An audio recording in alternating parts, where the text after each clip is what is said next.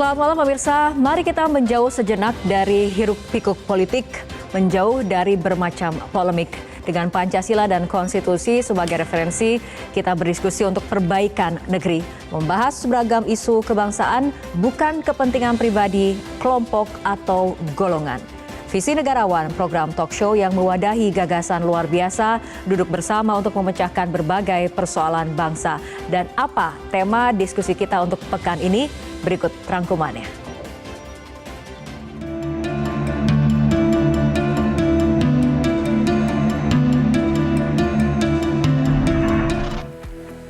Inilah semarak sosial budaya di kota Singkawang, Kalimantan Barat. Lokasi Singkawang memang cukup terpencil, namun dinamika sosial di kota ini terkenal ke seantero negeri. Singkawang rutin masuk dalam daftar kota paling toleran di Indonesia yang setiap tahun dirilis Setara Institut. Dalam Indeks Kota Toleran 2022 yang diumumkan April 2023, Singkawang berada di posisi puncak dengan skor 6,5. Bila ada kota yang dinilai sangat toleran, ada pula kota yang dianggap intoleran. Tahun ini, Setara Institut memasukkan kota Cilegon, Depok, dan Padang sebagai kota paling intoleran di Indonesia. Di negeri ini, toleransi seharusnya menjadi harga mati. Sebagai negara dengan beraneka ragam suku, budaya, dan agama, toleransi menjadi solusi untuk menyatukan kita sebagai satu bangsa. Para pendiri bangsa merumuskan Bhinneka Tunggal Ika. Dalam pidato 1 Juni 1945, Bung Karno menjelaskan prinsip ketuhanan sebagai salah satu komponen Pancasila. Menurut Bung Karno, menjalankan agama secara beradab artinya saling menghormati antar pemeluk agama yang berbeda. Marilah kita amalkan, jalankan agama baik Islam maupun Kristen dengan cara yang berkeadaban. Apakah cara yang berkeadaban itu? Ialah hormat menghormati satu sama lain. Sekian puluh tahun Republik ini berdiri, toleransi ternyata masih juga mencari jati diri. Semangat kebersamaan di tengah perbedaan masih kerap menghadapi cobaan. Apakah seperti ini realitas sosial bangsa Indonesia di masa kini? Apakah suasana kebatinan kita di negeri ini masih kokoh dalam penghormatan terhadap pluralisme kemajemukan yang ada di negeri kita sendiri? Saya katakan dari apa yang saya pahamin, with all my respect, paling tidak terdistorsi lebih dari 75%. Sedikit-dikitnya kita reduce itu 75%. Kita tidak menempatkan itu lagi sebagai salah satu kekuatan kita menjalankan kehidupan kemasyarakatan berbangsa dan bernegara. Konstitusi melindungi persamaan hak dan kewajiban seluruh warga negara, apapun latar belakangnya. Di mata hukum, semua orang sama kedudukannya, tapi teori dan realita kerap jauh berbeda. Kasus Slamet Jumiarto misalnya, yang terjadi pada 2019, Slamet konon ditolak tinggal di Pleret, Bantul, Yogyakarta karena memeluk agama yang berbeda dengan mayoritas warga sekitarnya. Konflik yang dipicu pembangunan rumah ibadah bukan hal asing di Indonesia. Resistensi terhadap pembangunan rumah ibadah yang bukan agama mayoritas warga setempat seakan sudah biasa. Politik segregasi tentu tidak boleh hidup di bumi Pancasila. Begitu pula politik apartheid. Di Amerika Serikat, saat Universitas Alabama menolak sejumlah mahasiswa kulit hitam di tahun 1963, Presiden John F. Kennedy bertindak tegas dengan mengerahkan tentara agar hak sipil warga minoritas dihormati. It ought to be possible, therefore, for American students of any color to attend any public institution they select without having to be backed up by troops. It ought to be possible for American consumers of any color to receive equal service in places of public accommodation, such as hotels and restaurants, and theaters and retail stores, without being forced to resort the demonstrations in the street.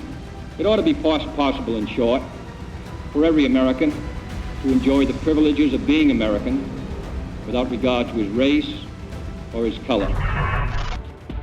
Di era Orde Baru, konflik antar agama nyaris tidak pernah terdengar.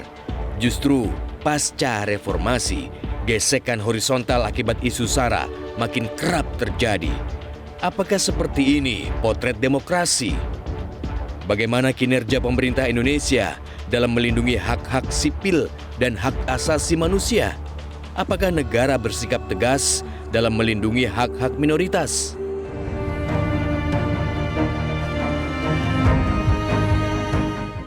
Pemirsa, jangan ada egoisme agama. Itulah pesan pendiri bangsa. Saat berpidato pada 1 Juni 1945, Bung Karno mengajak bangsa Indonesia untuk mengamalkan ajaran agama secara berkeadaban, yaitu saling menghormati antar pemeluk agama. Wakil Presiden Ma'ruf Amin pernah mengatakan, toleransi bukan gagasan baru bagi bangsa Indonesia. Toleransi telah menjadi warisan budaya di Luhung berusia ratusan tahun. Pancasila merupakan hasil penggalian nilai-nilai budaya bangsa.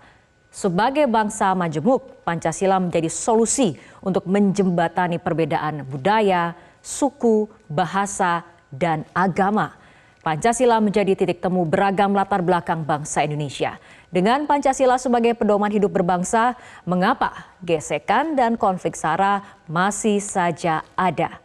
Isu toleransi tidak hanya terkait agama, namun terkait erat dengan perlindungan hak-hak asasi manusia. Benarkah toleransi sudah menjadi nafas kehidupan atau tidak lebih dari sekedar slogan? Apakah kebebasan di alam demokrasi telah menguatkan primordialisme hingga melupakan toleransi?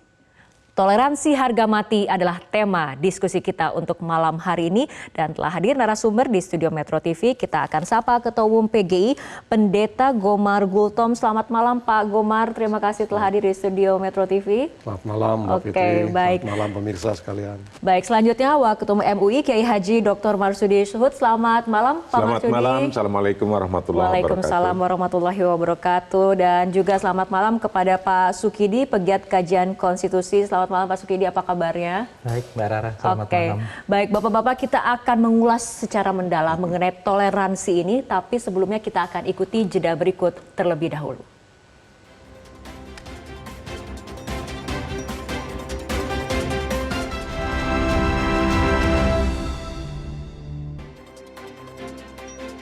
Pemirsa, kita akan segera awali perbincangan mengenai toleransi. Saya akan pertanyaan pertama ke Pak Sukidi terlebih dahulu. Pak Sukidi, hidup dengan tenggang rasa ini kan adalah amanat dari pendiri bangsa. Nah, sekian puluhan tahun merdeka, menurut Anda, pandangan Anda, penilaian Anda, apakah sekat sosial berkurang atau menguat? Saya kira kita terpanggil untuk selalu membawa masyarakat kita pada pikiran dan keteladanan yang telah diletakkan oleh para pendiri bangsa. Bung Karno pada pidato 1 Juni 1945 memberikan satu wawasan kebangsaan tentang pentingnya bagaimana agama itu harus menumbuhkan spirit, sikap, dan attitude untuk saling memberikan rasa respek satu sama lain. Jadi apa yang diperkenalkan sebagai civility, satu keadaban, itu adalah manifestasi dari perwujudan agama dan iman yang benar. Agama dan iman yang benar harus selalu berwujud pada the ethic of civility, etika keadaban. Nah, etika keadaban inilah yang harus kita junjung tinggi, terutama untuk membawa amanah yang telah diletakkan oleh Bung Karno dalam kehidupan kita yang sangat beragam. Nah, apa fondasi kita dalam kehidupan yang sangat majemuk? Fondasinya, kata Bung Karno, adalah the spirit of mutual respect. Sikap untuk memberikan respek yang setara kepada satu sama lain. Karena itu egoisme agama itu harus dikubur mati, karena itu menjadi penyakit dalam kehidupan bermasyarakat yang berbineka itu sendiri. Spirit yang kita tumbuhkan adalah spirit yang memberikan satu kelapangan hati, kelapangan jiwa untuk selalu melihat mereka yang berbeda dengan kita adalah bagian dari warga negara yang perlu diberikan satu penghormatan karena mereka memiliki apa yang disebut dengan the dignity of human being. Harkat dan martabat manusia itulah yang sebenarnya menjadi inti dasar dari kemanusiaan kita. Kita tidak melihat mereka dari sisi agama, dari sisi etnis, tapi semata-mata dari sisi kemanusiaan. Dari sisi kemanusiaan itulah kita memberikan penghargaan kepada setiap manusia untuk selalu bisa untuk hidup berdampingan secara damai. Saya kira ini kuncinya. Jadi fondasi pertama memang toleransi. Toleransi sebenarnya fondasi dasar agar kita bisa hidup side by side, hidup berdampingan dengan damai. Tetapi toleransi saja tidak cukup. Karena apa? Karena toleransi itu fondasi yang sangat rapuh untuk kehidupan yang sangat majemuk. Toleransi itu harus disertai dengan spirit yang ingin saya tegaskan sebagai spirit kesetaraan. Kesetaraan karena apa? Karena kita semua adalah setara. Bukan hanya di hadapan Tuhan, tapi di hadapan kita semuanya. Di depan konstitusi, di hadapan Indonesia, kita semua setara. Implikasi dari spirit kesetaraan itu adalah kita harus selalu melihat satu sama lain dengan spirit kesetaraan itu sendiri. Oke, baik Pak Sukidi. Kita bergeser ke Pak Marsudi. Pak Marsudi, apakah masih ada keraguan di kalangan umat mengenai ideologi Pancasila itu sendiri? Ajaran agama sesungguhnya sudah membimbing. Namun karena setiap hari ada perubahan. Yang tua meninggal. Yang kecil bayi lahir. Yang lahir makin besar, mungkin terus-menerus atau mungkin belum paham. Yang sudah paham lama-lama meninggal. Maka akhirnya kita berkewajiban terus-menerus. Karena pergantian orang ini terus-menerus harus bisa mampu memberikan penjelasan kepada anak-anak apalagi umur milenial. Banyak masih orang bertanya, apakah saya berbangsa dan bernegara di model negara Indonesia ini sudah sesuai dengan ajaran agama saya? Pertanyaan ini akan muncul terus sesuai dengan generasinya. Maka ketika ada pertanyaan itu, kita nggak boleh berhenti untuk menyampaikan ajaran ini yang dimulai dari zaman ke zaman. Dari zaman sebelum Islam sampai masuk Islam. Ajaran agama Islam masuk, membina untuk bagaimana kita untuk bisa coexisting bersama-sama. Karena pada dasarnya bahwa nilai-nilai agama samawi yang telah disepakati bersama, artinya sepakat bersama di sini bahwa nilai-nilai agama samawi itu untuk nilai-nilai tasamuh, atau tenggang rasa, toleransi, itu adalah sama. Untuk seluruh agama samawi sama. Antara nilai-nilai agama yang sama adalah wa minal qim alati ijtama'at 'alaiha syara'i as-samawiyah kulluha, nilai-nilai yang seluruh agama samawi itu sama, antara lain adalah satu, al-adl, keadilan. Kita harus berbuat keadilan sama semuanya. Dan ketika ajaran keadilan tidak hanya ada di agama Islam saja, semua agama, keadilan. Nomor 2, tasamuh, toleran. Kita seluruh agama samawi mengajarkan nilai yang sama, tasamuh. Wal wafa' bil ahd. Bagaimana menepati janji. Jangan cuma di kampanye doang. Ya, menepati janjinya itu apa? Seluruh agama mengajarkan itu. Begitu pula wa adaul amanah. Melaksanakan amanah. Orang itu dikasih kepercayaan harus amanah. Itu seluruh agama juga sama nilai ini.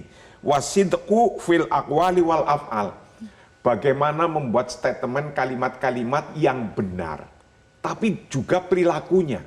Perilakunya sama dengan perkataannya. Jadi ketika kampanye ngomong itu, nanti besok ketika melaksanakan programnya juga harus itu. Ada konsistensi seperti itu ya? Iya harus gitu. Ini seluruh agama samawi mengajarkan sama. Wasidqu fil aqwal wal af'al, terus kemudian wabirul walidain. Itu termasuk menghormati orang tua. menghormati para pendahulu kita, menghormati para founding fathers kita, dan menghormati pikiran-pikiran orang yang terdahulu yang telah menancapkan ajaran moral, akhlak, etika di Nusantara ini, yang secara kita coba bangsa Indonesia termasuk bangsa yang ramah. Tapi kenapa tiba-tiba kok muncul kayak sesuatu yang menakutkan? Nah, padahal itu kita diajari ramah. Ramah itu tidak hanya dalam satu agama dengan agamanya sendiri, untuk semua-muanya. Nah, itu birrul walidain. Wa hurmatu malil yatim, bagaimana kita mengelola dan menjaga anak-anak yatim, orang yang tidak mampu. Itu seluruh agama juga sama. Kalau ketika ada orang tidak mampu, kita kok ada sedikit, itu nggak perlu bertanya, mau ngasih minuman, ngasih makanan, bertanya agamamu apa. Nah ini ketika demikian, ini nilai yang sama, termasuk wa mura'atu haqqil jiwar, menjaga hak-hak bertetangga. Tidak hanya tetangga kita individu sekarang, tapi bisa bertetangga bagaimana dengan negara. Negara kita bertetangga juga bagaimana caranya menjaganya. Yang besok kita akan dengarkan itu capres-capres mau ngomong tentang ini.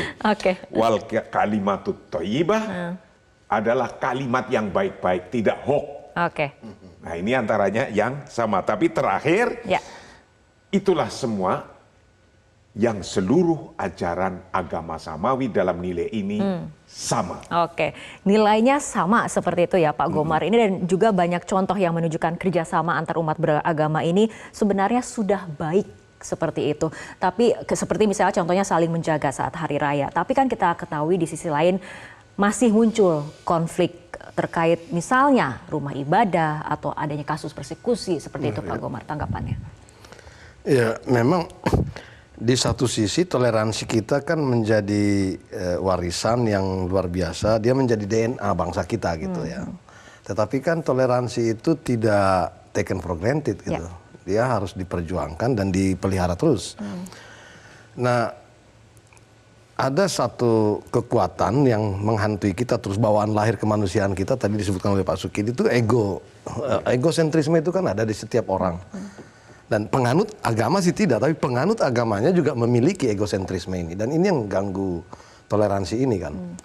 Nah di sini yang menurut hemat saya dibutuhkan konstitusi dan produk-produk hukum turunan dari konstitusi untuk menjaga toleransi itu tetap terpelihara gitu.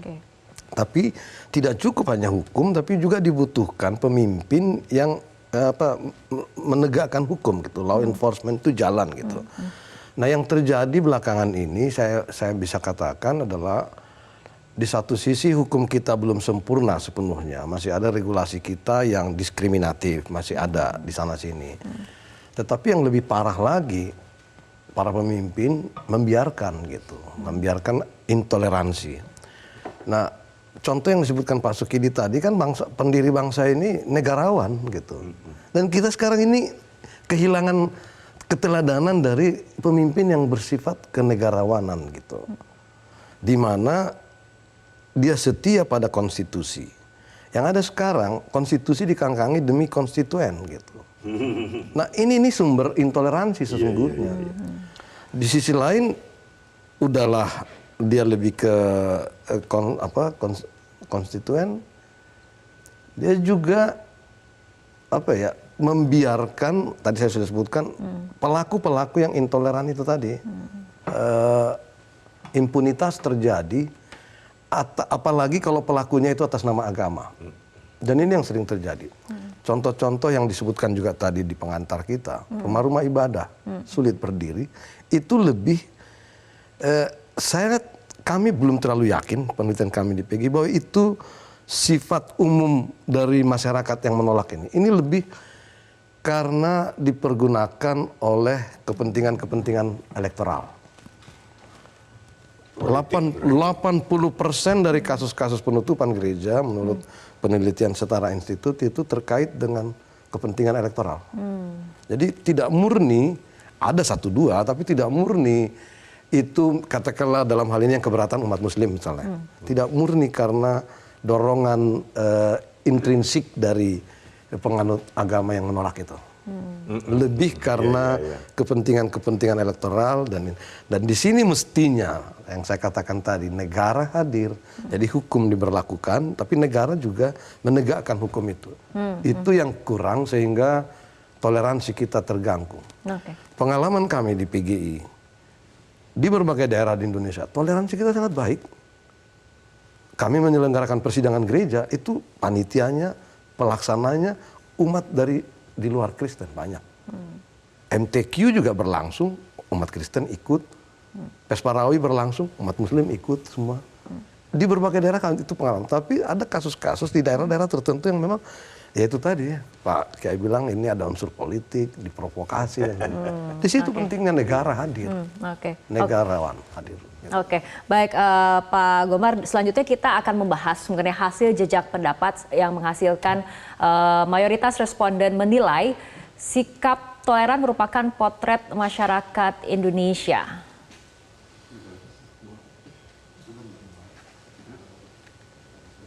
Nah itu pemerintah memang udah optimal belum? Ya, seperti itu. Kita lihat apa kemudian tanggapannya. Kita lihat dulu pollingnya sebentar lagi adalah mengenai pertanyaan apakah sikap toleran merupakan potret masyarakat Indonesia. Jawabannya masih mendominasi adalah iya. Sikap toleran merupakan potret masyarakat Indonesia, sementara yang mengatakan tidak adalah 16%. Silakan Pak Marsudi tanggapannya. Ini kan kemudian memang sebetulnya sejarah penyebaran Islam sendiri oleh Wali Songo kan syarat pesan moral toleransi. Tapi ya tadi katakan oleh Pak Gomar ada beberapa kasus masih muncul gesekan dan konflik horizontal yang masih terus terjadi. Ini kenapa? Kalau ajaran agamanya kan sesungguhnya sudah selesai. Tinggal aplikasi dalam ajaran agama itu sendiri. Kenapa kita ada lakum tinukum dalam Islam? Itu kan sesungguhnya kita harus mengajarkan tidak cukup hanya jadi ilmu, tapi bagaimana mempraktekkan di dalam kehidupan sehari-hari tentang pengetahuan agama itu. Negara kita itu, negara Pancasila itu sesungguhnya negara yang menurut agama Islam pun itu sudah sesuai dengan ajaran yang agama kita Islam itu mendirikan sebuah negara seperti negara Madinah. Negara Madinah itu kan potret kebersamaan dari semua agama. Karena di dalam negara Madinah ada Islam, ada Yahudi, ada Nasrani, bahkan ada Majusi. Majusi itu kalau ini agama penyembah api lah. Jadi lokal lah gitu, bukan samawi. Kalau di Indonesia kan juga banyak, di negara lain juga banyak. Tapi bagaimana kita bisa bersatu bersama-sama, saling menghormati, saling koeksisten, itu dibikin undang-undangnya. Aturannya dibikin, nah, undang-undangnya dalam Piagam Madinah bunyinya begini. Waman lahiqobihim wajahada ma'ahum innahum umatun wahidah. Barang siapa yang sudah sepakat bersama-sama mendirikan sebuah negara walaupun berbeda-beda backgroundnya itu waman lahiqobihim wajahada ma'ahum dan mau berjuang bersama-sama untuk memajukan negara ini, maka sebutannya apa? Innahum umatun wahidah. Mereka itu walaupun berbeda adalah bangsa yang satu. Baik. Pak Marsudi, kita akan bergeser kepada jajak pendapat berikutnya yang menghasilkan mayoritas responden pemerintah belum optimal menegakkan HAM, yang mengatakan belum bahkan sebanyak 66%, sementara yang mengatakan sudah sebanyak 34%. Saya akan ke Pak Sukidi. Pak Sukidi, penegakan hukum kan ini merupakan tugas dari negara seperti itu ya. Menurut Anda sendiri bagaimana sejauh ini perlindungan terhadap minoritas terutama? Sebenarnya kalau kita melihat kembali apa yang diamanahkan oleh para pendiri republik, para pendiri republik tidak menggunakan kategori mayoritas dan minoritas dalam konteks keindonesiaan. Justru mereka hadir untuk memberikan satu kepastian bahwa negara ini untuk melindungi seluruh warga negara Indonesia. Karena itu prinsip dasar yang perlu kita sadari sejak awal bahwa republik ini didirikan untuk melindungi semua. Karena itu kategori mayoritas dan minoritas itu menjadi tidak relevan dalam konteks republik karena Republik ini didesain untuk semua, itu pertama. Yang kedua, dalam konteks itu adalah apa yang menjadi pesan dari para pendiri Republik adalah kesadaran bahwa kita semua adalah setara sebagai warga negara. Karena kesetaraan itu, maka negara harus memberikan jaminan yang adil dan setara kepada semua warga negara, lepas dari agama dan keyakinannya. Karena itu, tanggung jawab negara adalah menegakkan konstitusi yang memberikan jaminan keadilan dan kesetaraan kepada semua.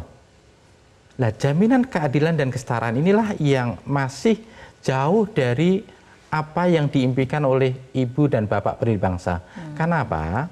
Karena misalnya ada satu kota di mana umat Kristiani merasakan kesulitan untuk mendirikan rumah ibadah. Padahal kebinekaan itu mensyaratkan bahwa setiap warga negara dan setiap umat beragama mestinya memperoleh hak yang setara untuk beribadah sesuai agama dan keyakinan. Kalau jaminan konstitusional untuk beribadah ini diberikan oleh konstitusi, maka otomatis jaminan untuk mendirikan rumah ibadah itu adalah konsekuensi lebih lanjut dari jaminan tentang kemerdekaan keyakinan yang adil dan setara.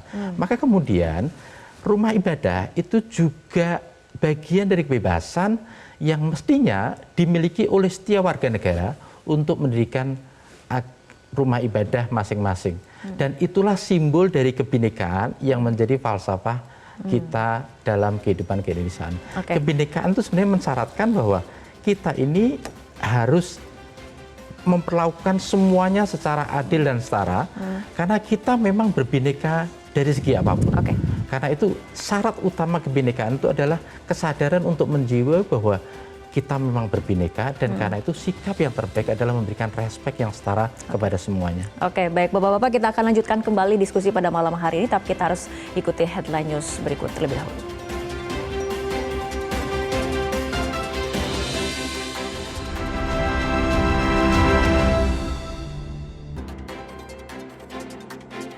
Pemirsa, kita akan lanjutkan kembali diskusi, namun sebelumnya kita akan simak jejak pendapat sederhana melalui media sosial. Kita akan simak bersama hasilnya yang menunjukkan mayoritas responden menilai pemerintah belum tegas menindak pelaku intoleran. Kita lihat yang menyatakan belum sebanyak 72%.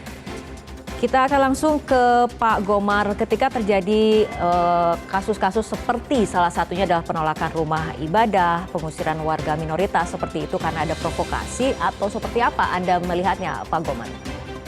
Ya, ini membuktikan, kasus-kasus ini membuktikan memang seperti saya katakan di bagian awal tadi, memang pemerintah tidak hadir gitu. Jadi negara ada, pemerintah ada karena konstitusi. Konstitusi menjamin hak setiap orang, termasuk ya kita tidak ada nomenklatur minoritas mayoritas, itu tidak ada, sudah disebutkan oleh Pak Sukiri tadi. Tapi dalam prakteknya jadi ada gitu, karena para pemimpin tidak menunjukkan diri sebagai negarawan yang berporos pada konstitusi itu tadi. Mulainya ini dari pemimpin dulu. Dari pemimpin, artinya kecenderungan masyarakat karena egosentrisme itu kecenderungannya untuk dirinya gitu. Peranan dari konstitusi dan pemerintah sebagai pengawal konstitusi kan menjaga itu semua. Ini yang nggak jalan. Dan di sisi lain sistem ketatanegaraan kita juga menunjukkan amburadul belakangan ini. Misalnya pada zaman Bapak Presiden SBY, kasus Yasmin itu sudah clear secara hukum sampai ke Mahkamah Agung. Inkrah di Mahkamah Agung, nggak bisa dieksekusi. Bapak Presiden katakan, saya tidak bisa mencampuri otoritas Bogor, itu urusan wali kota. Bagaimana di negara NKRI loh ini kita, bukan federasi, NKRI berlaku seperti itu. Yang baru-baru ini Bapak Presiden Jokowi marah-marah pada Januari kalau saya nggak salah, minggu kedua Januari, mengumpulkan semua kepala daerah di Sentul. Beliau marah-marah, mengecam semua kepala daerah yang tidak bisa melindungi gereja, rumah ibadah. Izin rumah ibadah dipersulit gitu. Sebulan sesudah itu terjadi hal yang sama di Lampung. Nggak ngepek itu. Apa yang Presiden dikatakan itu nggak ngepek terhadap lapangan. Sesudah Lampung ada lagi di Tanjung Merawa dan di beberapa tempat lain. Nah di sini yang kita lihat semua toleransi menjadi slogan, ya kita kebebasan beribadah menjadi slogan, tapi nggak dibuktikan dengan perlindungan gitu. Tetap ada kekosongan di dalam perlindungan. Maka saya tidak kaget kalau dikatakan apakah pemerintah sudah melakukan perlindungan HAM, tadi hasilnya di atas 60% kan katakan belum. 70% belum. Belum. Nah ini kita alami sendiri. Nah kita mau biarkan ini enggak? Kalau saya sih bilang kita harus, dan negara dalam hal ini pemerintah harus paling depan untuk itu. Oke, Harus baik. paling depan. Oke, kita ke Pak Sukidi. Pak Sukidi, dilihat dari peraturannya sendiri. Tadi kan Pak Gomar mengatakan mengenai ini mulainya dari pemimpin, tapi dilihat dari peraturannya sendiri, bagaimana kemudian temuan Perda misalnya yang kemudian masih bernuansa intoleran dan diskriminatif? Kita ini sebenarnya menghadapi apa yang disebut oleh peraih Nobel sebagai soft state, negara yang lembek. Karena itu kasus-kasus intoleransi, persekusi itu adalah ketidakberdayaan negara untuk menegakkan konstitusi. Konstitusi akhirnya hanya sehelai kertas yang indah dibaca, tetapi sebenarnya dia tidak mampu dieksekusi untuk menegakkan prinsip dasar keadilan dan kesetaraan.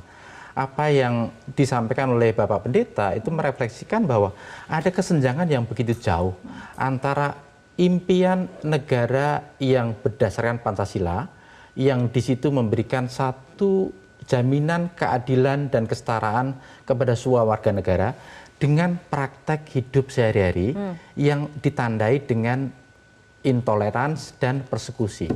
Padahal kalau kita memahami betul fungsi negara adalah negara itu tidak diperkenankan sedikit pun untuk melakukan intervensi terhadap keyakinan. Kenapa?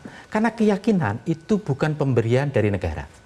Keyakinan itu sesuatu hal yang bersemayam dalam diri kita sebagai God-given liberty, sebagai kebebasan yang diberikan oleh Tuhan.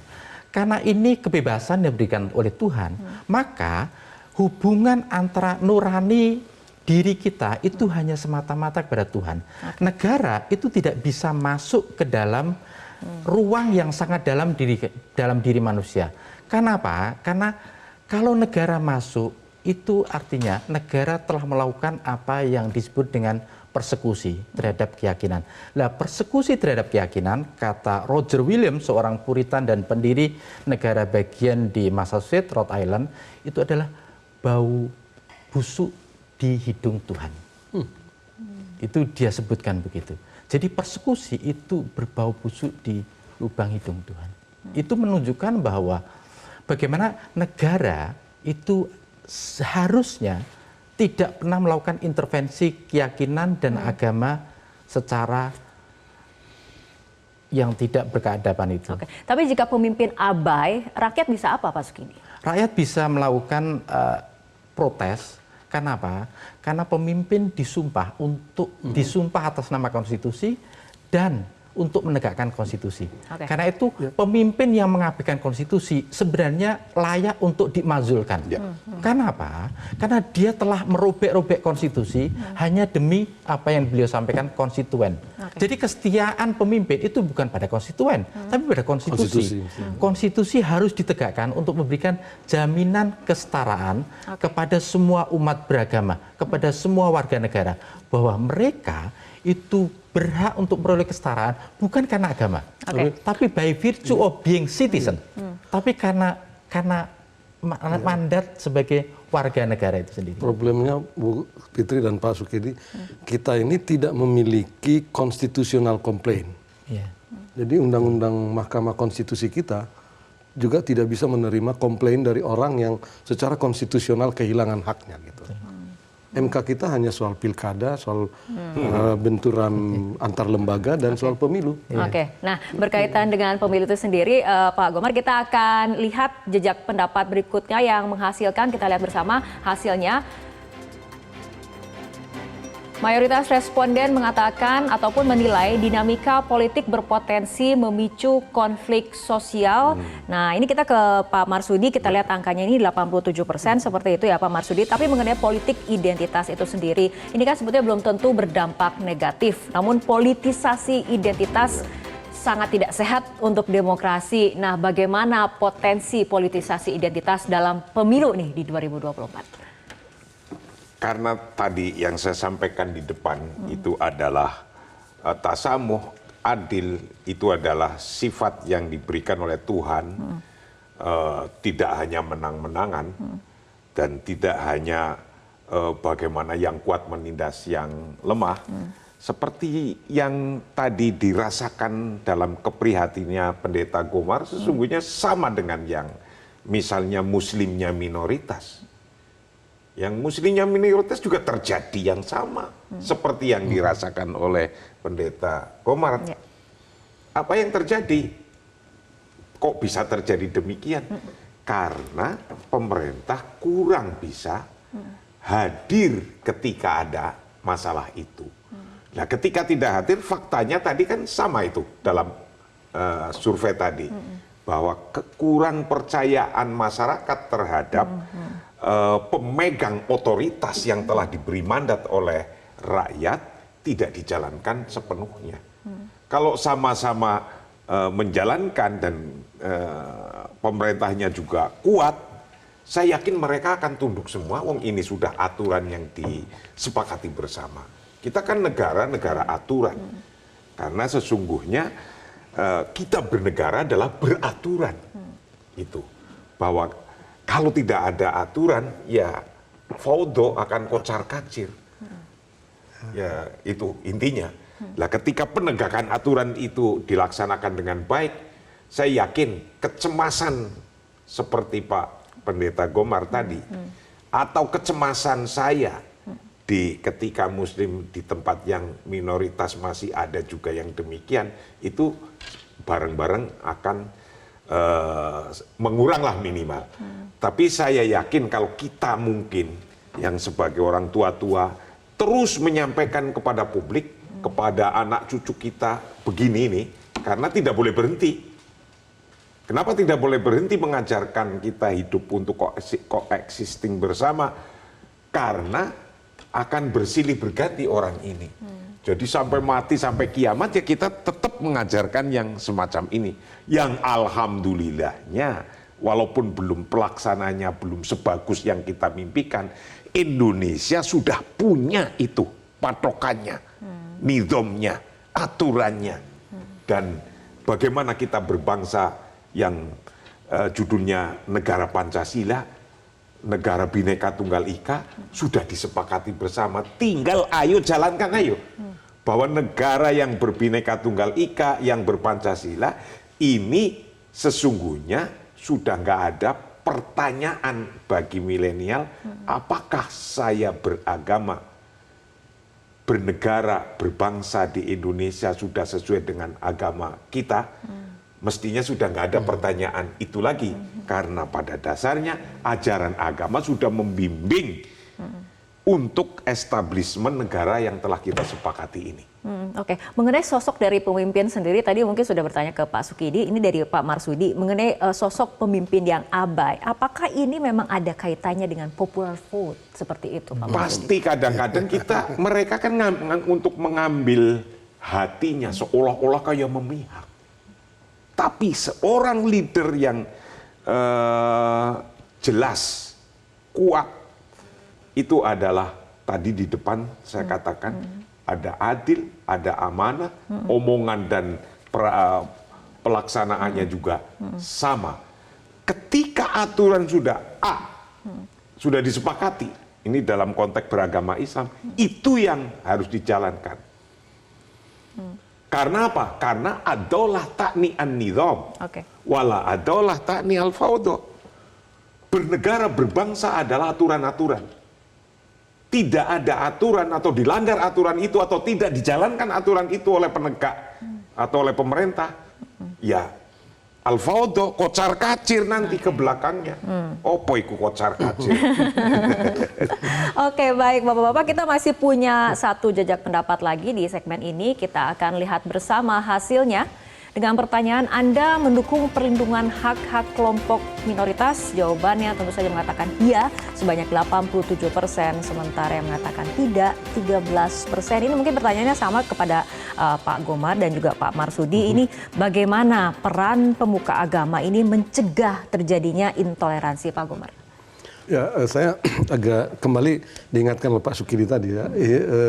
Pertanyaan itu sendiri bagi saya itu problematis gitu, karena kita menggunakan terminologi mayoritas minoritas. Kenapa kita tidak pakai misalnya melindungi mereka yang termarginalkan misalnya kan, yang terpinggirkan atau yang dilakukan tidak adil. Karena kalau kita mulai di pertanyaan dengan minoritas, kembali lagi nomenklatur yang kita pergunakan sebagai warga negara jadi hilang gitu. Satu orang pun itu kan dalam kerangka warga negara, satu orang pun itu harus dilindungi oleh negara. Itu sama seperti contoh yang dilakukan oleh Kennedy dalam kasus di Alabama itu. Satu orang hitam tidak diterima, Kennedy menurunkan pasukan. Garda Nasional yang diturunkan untuk melindungi satu orang. Jadi maksud saya warga negara, nomenklatur warga negara itu harus selalu kita pakai dalam setiap kesempatan. Nah di kita problemnya adalah tadi sudah disebutkan para pemimpin kita ingin mendulang suara. Saya selalu pakai kepentingan elektoral, saya sebutkan di awal tadi. Karena itu tindakan-tindakan, keputusan-keputusan yang quote to quote populer itu yang dipakai. Misalnya politik identitas. Menggunakan identitas suku atau agama dalam kerangka menggait emosi masyarakat. Itu satu hal yang positif. Awalnya kan kasus seperti Martin Luther King atau Uskup Romero di Amerika Selatan atau Black Muslim di Amerika. Mereka menggunakan emosi keagamaan. Black Muslim memakai emosi keagamaan Islam, Martin Luther King memakai agama Kristen, emosi Kristen, Uskup Romero menggunakan emosi Katolikan.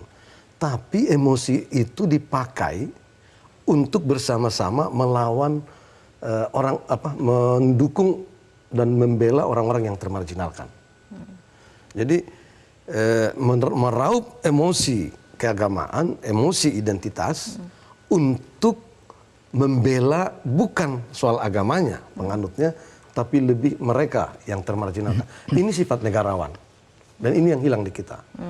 Jadi contoh Pak Kiai tadi, misalnya saya merindukan ketika ada masjid sulit berdiri di Kupang, di sana mayoritas Kristen, yang bicara itu Pendeta Gomar gitu loh, hadir di sana.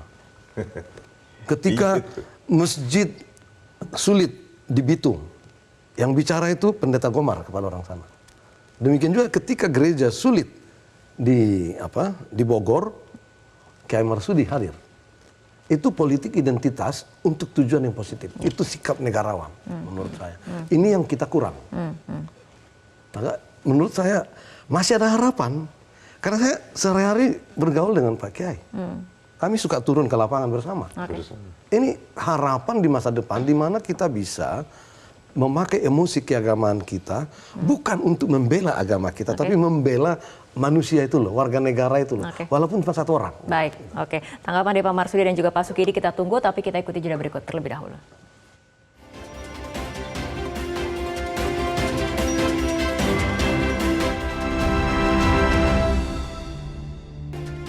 Pemirsa, kita akan lanjutkan kembali perbincangan. Pak Marsudi mungkin bisa menanggapi dari tadi pernyataan dari Pak Gomar sebelum jeda. Ya memang betul bahwa di sana sini ketika di minoritas Muslim ya ada persoalan demikian, ketika yang ada minoritas non-Muslim juga nyatanya faktanya masih ada demikian. Namun ketika kita hidup problem itu pasti akan ada terus. Karena problem itu ada terus maka kita tidak boleh berhenti untuk menyampaikan. Lawang makan saja ada problemnya minimal selilitan, itu makan enak loh ya. Apalagi hidup berbangsa dan bertanah air. Kita tidak boleh berhenti di situ karena generasi ke generasi akan silih berganti yang kita harus mengintegrasikan nilai-nilai moral, etika, nilai agama yang jadi etika kehidupan sehari-hari itu diintegrasikan dalam kehidupan sosial. Maka ketika nilai-nilai tasamuh, nilai-nilai toleransi ini sudah terintegrasi, gerakannya pun akan refleks. Sudah nggak akan mikir bagaimana, karena itu sudah ajaran seluruh agamanya sama. Mereka mengajarkan semua sama tentang tasamuh ini.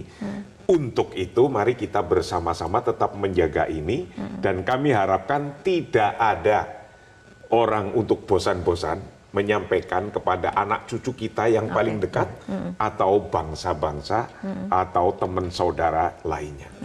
Itulah harapan kita. Baik Pak Sukidi sebagai closing statement juga. Saya mengajak kepada rakyat Indonesia untuk menjiwai betul apa yang telah diamanahkan oleh Ibu dan Bapak pendiri bangsa. Bahwa Republik ini didirikan untuk melindungi seluruh warga negara Indonesia, dan itulah sebenarnya yang menjadi ruh inti dari Pancasila itu. Kata Bung Karno, kita mendirikan negara yang kekal dan abadi berdasarkan Pancasila. Spirit utama yang sebenarnya ada dalam Pancasila adalah spirit untuk selalu bergotong royong. Bergotong royong terutama dalam menciptakan konteks kehidupan beragama adalah spirit untuk saling mengasihi, spirit untuk saling menghormati, dan spirit untuk saling menopang satu sama lain. Agar apa? Agar kita tegak bersama sebagai satu bangsa. Spirit untuk selalu menjaga satu sama lain inilah yang mulai terkikis dalam kehidupan masyarakat yang majemuk. Seringkali kita dihadapkan pada mereka yang kuat, yang egois, hanya berpikir untuk diri dan keluarganya, sementara mereka yang lemah akhirnya tersisihkan dalam gerak pembangunan. Karena itu semangat yang harus kita rayakan dan kita selalu gelorakan adalah semangat untuk menjiwai Pancasila dalam keteladanan, dalam perbuatan, dan sekaligus dalam pengamalan setiap nilai demi nilai yang terefleksikan dalam kehidupan kebangsaan Indonesia. Baik Pak Gomar, terakhir ini. Ya, saya kira dari pengalaman kita berbangsa tidak ada ruginya kita mempertahankan toleransi. Malah yang ada adalah kehidupan bersama yang rukun. Hanya saja toleransi ini tidak cukup dengan hanya saling mengakui dan saling menerima. Satu yang kurang dalam toleransi kita belakangan ini adalah saling mengakomodasi. Jadi mengakui, menerima harus dilengkapi dengan juga saling mengakomodasi. Maksud saya contohnya begini, saya misalnya memiliki pekerja rumah tangga di rumah saya yang kebetulan Muslim. Kalau mengakomodasi artinya saya juga memberi kesempatan, bukan hanya memberi waktu buat dia sembahyang, sholat 5 waktu, tapi juga menyediakan fasilitas dan ruang untuk itu. Gitu. Jadi perbedaan tetap ada, tapi dia diakomodasi dan difasilitasi gitu. Nah, kalau kita hidup bertetangga, ada umat Muslim ada di situ, bagaimana juga mereka diakomodasi untuk ada rumah ibadahnya. Kita fasilitasi bersama. Demikian sebaliknya. Itu yang saya pahami sebagai toleransi yang eksistensial. Baik Pak Marsudi, closing statementnya terakhir ringkas saja. Mudah-mudahan bangsa Indonesia ini sesuai dengan cita-cita pendiri bangsa, bahwa toleransi itu adalah sesungguhnya sikap memberi ruangan untuk semangat memberi. Semangat memberi. Memberi maaf, memberi kebutuhan yang mereka saling dibutuhkan, dan memberi apa yang dibutuhkan untuk hidup bersama. Baik Bapak-Bapak, terima kasih telah berdiskusi untuk malam hari ini. Semoga diskusi kali ini bermanfaat untuk menambah wawasan, untuk semakin menguatkan toleransi di Indonesia seperti itu ya. Dan pemirsa, keberagaman semestinya menjadi modalitas kita dalam berbangsa. Faktanya kemajemukan terutama di bidang agama justru kerap memicu berbagai persoalan. Tentu yang salah bukan ajaran agama, karena semua agama pasti mengajarkan perdamaian. Yang salah adalah mereka yang melupakan prinsip moderasi beragama. Kebebasan beribadah dan kehidupan bertoleransi harus berjalan seimbang untuk mewujudkan harmoni sosial. Kebebasan jangan dimaknai berlebihan hingga mengabaikan toleransi. Sebaliknya, toleransi jangan dipaksakan dengan membelenggu kebebasan. Dan pemirsa, perbincangan tadi sekaligus menutup perjumpaan kita dalam Visi Negarawan untuk malam hari ini. Selamat malam, sampai jumpa. Jelajahi cara baru mendapatkan informasi. Download Metro TV Extend sekarang.